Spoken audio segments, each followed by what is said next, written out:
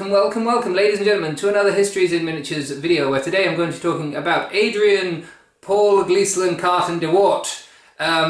Yeah, he is an incredible figure. Story about his life and just what happened to him. He might be one of England's most unkillable soldiers. So Adrian was born in Brussels in 1880, and he spent time in his childhood both in Brussels and in England. In 1891 he went to British boarding school, and then shortly after college.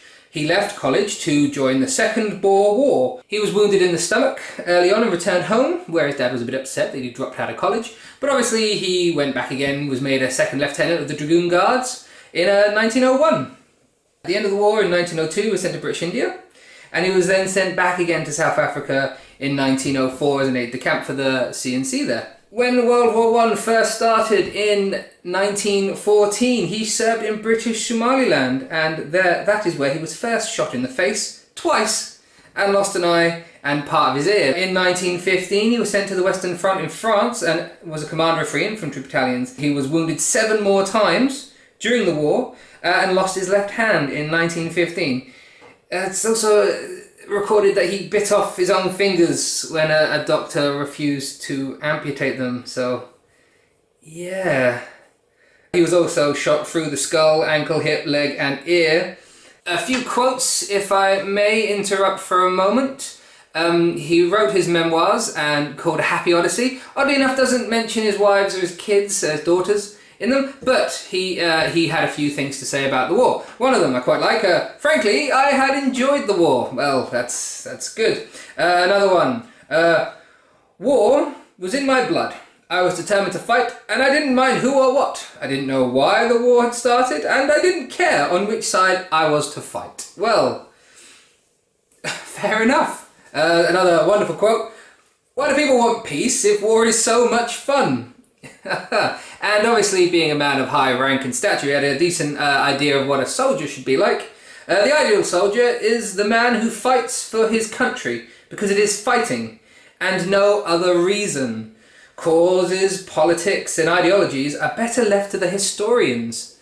After World War I, he went on to serve in Poland, where he survived a plane crash and a brief time in prison. He chose finally to hang up his hat in 1923, and he left with the honorary rank of Major General, and he lived in a Polish estate for a little while. This delightful retirement was interrupted by 1939 and the events that took place there, obviously. He was recalled into duty as the head of the British military mission in Poland.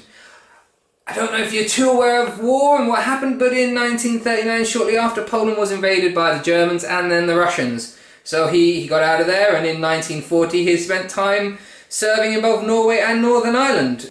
He was sent to Siberia to negotiate with the Yugoslavian government. However, on his way there, his plane crashed, so that's 2 plane crashes he survived, and he was picked up by the Italians, and again made into a prisoner. So he's been in prison a couple of times, he survived a few plane crashes. This man has bit off his own fingers here, he's lost an eye, he's been shot almost everywhere by this point. However, in August of 1943 he was released and secretly sent back to the British with a message from the Italians saying they were pulling out the war, because obviously the war wasn't going very well by 1943 for the Italians. In September of that year he was given the rank of Lieutenant General and sent to China as Winston Churchill's personal representative. During this time in China he was very anti-communist and actually called out Mao just to his face in a public meeting, and Mao literally was shocked and then laughed. So yeah, this man could literally stare down fascist dictators, and it just got laughed off. When the Japanese surrendered in 1945, he was also present at their formal surrender, which I just think's amazing. This man had been in the Boer War, well, the Second Boer War, the First World War, and now was present for the surrender and the end of the Second World War. This man clearly had a hand in history. He finally chose to retire at the age of 67, and he left with the honorary rank of Lieutenant General. On his way home, however, he was a guest of a military commander in French Indochina, where he slipped and fell and broke his back and several vertebrae. But he did eventually recover. Yes, this man recovered from a broken back.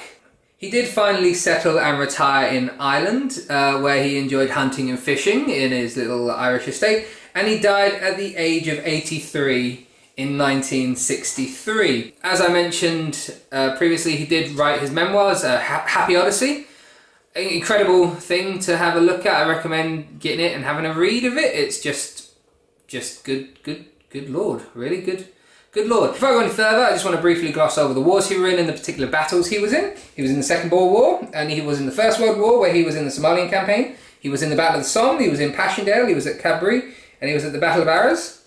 He was in the Polish-Soviet War, the Polish-Ukrainian War, the Polish-Lithuanian War. He was in the Second World War, where he was part of the invasion of Poland, he was part of the Norwegian campaign, and he was in the Second Sino-Japanese War. Badass, I suppose. And he broke his back, bit of his own fingers, shot in the face, lost an eye, lost a hand, shot in the hip, shot in the leg, ear, stomach, ankle. Yeah. Sometimes you can't make it up.